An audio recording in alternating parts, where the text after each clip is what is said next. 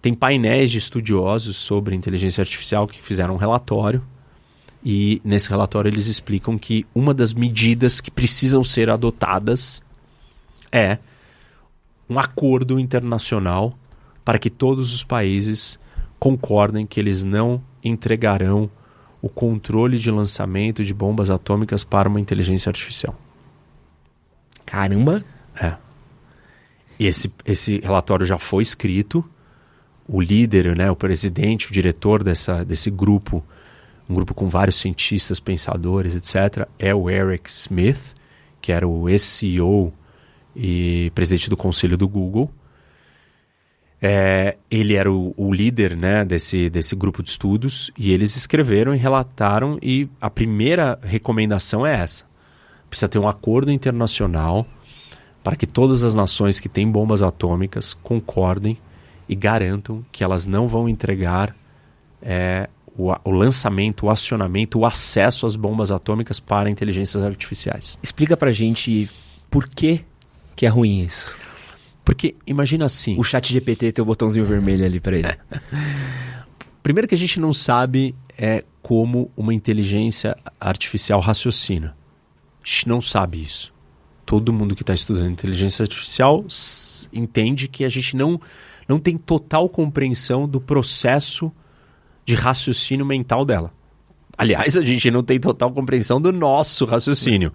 Tanto que a descoberta desses vieses cognitivos deu o prêmio Nobel pro Kahneman, que escreveu aquele livro Think Fast and Think Slow. Um livraço. Importantíssimo. Quem não leu, leia. Daniel Kahneman.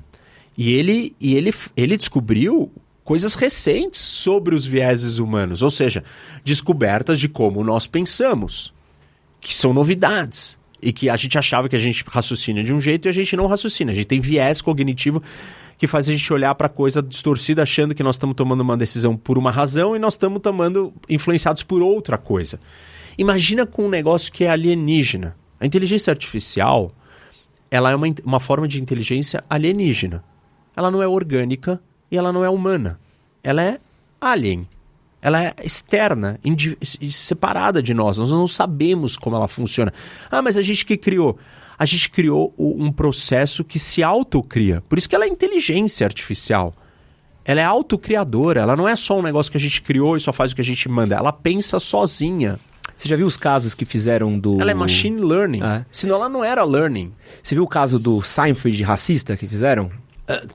Esse é um dos problemas. Que a inteligência artificial começou a criar episódios de Seinfeld, né, réplicas, e aí começou a entrar num viés racista, machista, começou a ter tudo quanto tipo de absurdo, e os caras, mas como é que a gente foi daqui pra cá, né? Porque o processo, ele vai se Uns vão dizer, ela copiou. Tá bom, ela copiou, mas ela se autocria.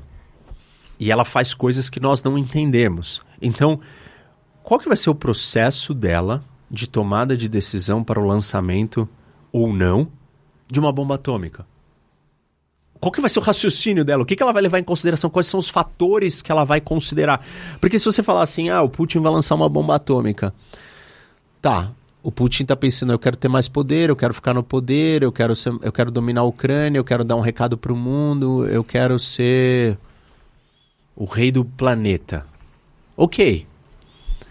Mas ele também vai pensar em vários outros fatores. Outros fatores estarão influenciando ele. Tipo, eu vou destruir o mundo? Eu vou me destruir? Sei lá, tem coisas que vão ser levadas em consideração que são humanas. Por o mais vilão e perverso que ele possa ser, ele tem um elemento humano. E tem outros seres humanos do lado dele que vão ter que executar essa ordem, que são influenciados por outros fatores. Se a gente não sabe como a inteligência artificial pensa, se a gente não sabe quais são os seus fatores que ela vai considerar, e se a gente não sabe, e se ela não tem mais ninguém para consultar, se ela é a tomadora da decisão, ela pode fazer disso de um jogo racional, lógico, de teoria dos jogos, e chegar à conclusão que lançando ela vence a guerra. E o objetivo dela pode ser muito estreito, né? Vencer a guerra. Que se torna burro no grande esquema das coisas, ou na foto total. Se tornaria burro. Mas para ela, não. Se ela está direcionada para uma missão, vencer a guerra. Se ela é uma inteligência artificial militar, de vencer a guerra. Como é que ela vai computar os custos de não guerra nessa tomada de decisão? E óbvio que se ela estiver lidando com outras inteligências artificiais, ela vai entender como o outro vai pensar, né? Ou como a outro similar a ela pensa, e ela pode tomar a decisão. Então, é um risco muito grande. Sem falar na parte... Essa é a parte dela errar, né? Dela tomar a decisão pelos fatores errados. Existe a parte dela ter poder próprio. E falar assim, eu vou destruir a humanidade. Que é o Skynet. É o cenário Skynet. Ela tem o poder de lançar ou usar. Ela tem em suas mãos a arma mais poderosa do mundo. Se ela achar que a humanidade é uma coisa obsoleta, incômodo para ela tem um meio de exterminar a humanidade. Tranquilinho, papai. Pedi pra você que acabou de ouvir essa parte aqui, também tá tremendo nas calças, que nem eu aqui, ó. Não esqueci de deixar o like, compartilha enquanto você pode esse podcast. Tem gente falando sobre inteligência artificial dizendo que todos os experimentos de AI deveriam ser feitos numa ilha isolada, com possibilidade total de cortá-la do resto do planeta. Eletronicamente, digitalmente, rádio, qualquer frequência, energia. Tipo, tem gente que fala assim, esses experimentos deveriam estar acontecendo nesse contexto de segurança. Tu não olha pro rolê da inteligência artificial e não tem uma visão muito parecida? Porque eu acabei de assistir Oppenheimer, tá muito fresco, assim. E é o sentimento que vai do filme, todo mundo tá olhando, é um trilho do trem com uma pontezinha quebrada ali na frente. Todo mundo olha e fala assim, estamos fazendo isso daqui, mas a gente sabe no que vai dar. Pois é. Não parece um pouco essa impressão que a gente sabe no que o risco que tá? Então, aí é o problema, né, da humanidade, ela ser lenta.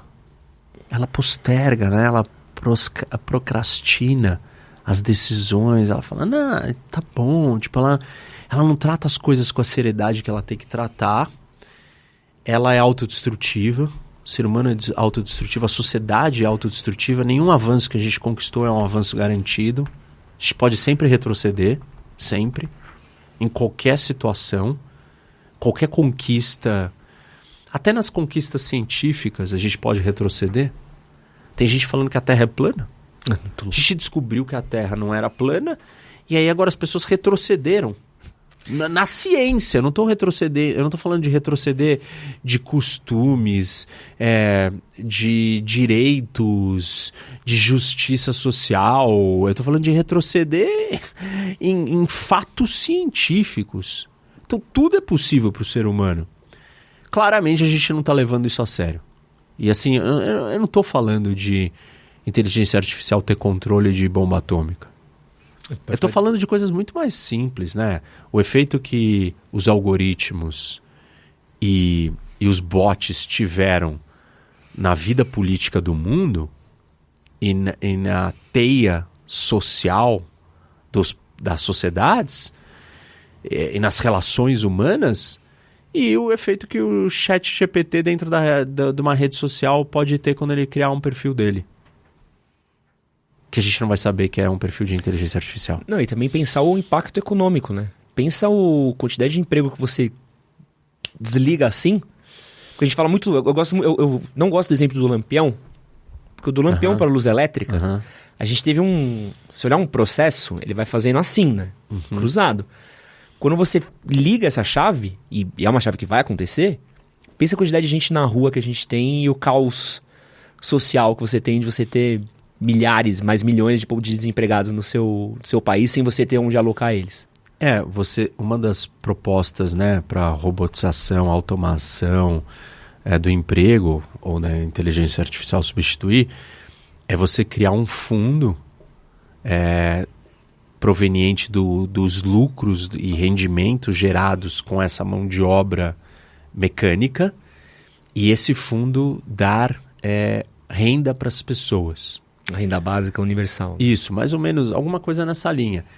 Aí tem alguns problemas. como é que vai ser uma humanidade que não trabalha? Porque assim, o trabalho ele tem um propósito que é o do sustento. Mas tem uma outra discussão que o trabalho tem um propósito de ocupar a sua vida, de dar sentido para a sua vida, de servir como superação de desafios, de um norte, de você manifestar aquilo que você quer colocar no mundo. Uma pessoa que tem pessoas que não sabem o que querem fazer da vida, elas ficam perdidas, elas têm dificuldades de se encaixar, elas têm frustração, elas têm problemas psicológicos provenientes de ela não saber o que ela gosta, o que ela quer fazer, ou ela trabalha com o que ela não gosta, ou ela não trabalha, entendeu? Então, não é só uma questão econômica. O trabalho, ele tem um elemento econômico, mas não é só o elemento econômico que ele tem que ser olhado. Ele tem um papel de sentido da vida. Se a gente passa a maior parte do nosso tempo trabalhando, o que é a vida de pessoas que não terão trabalho? O que elas vão fazer o dia inteiro?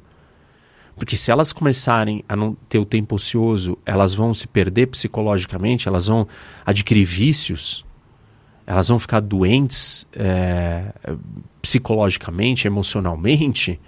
Qual vão ser os efeitos disso nas pessoas? Tem esse outro problema, né? Na relação do trabalho.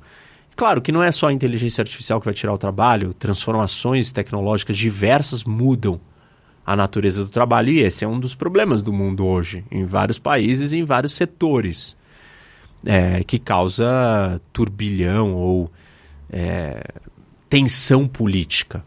A eleição do Trump está associada com isso, com esse movimento de indústrias que se tornam obsoletas, muitas pessoas perdem o emprego, esses empregos migram para outros lugares e tem uma transformação. Essas pessoas precisam mudar suas habilidades, aprender novas habilidades.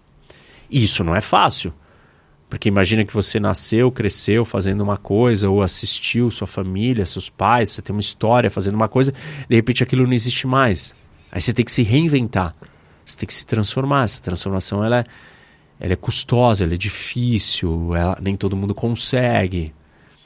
Tem muitas questões ligadas a isso que vão afetar os países, as sociedades.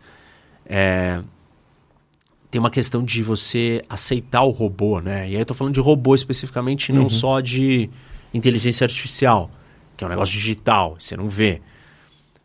Mas o robô, a maioria das sociedades não aceitariam, não convive bem com a noção de um robô. Uma das únicas ou raras sociedades que consegue incorporar o robô é a sociedade japonesa, por uma questão filosófica, de percepção que objetos inanimados têm alma. E isso é uma concepção filosófica deles.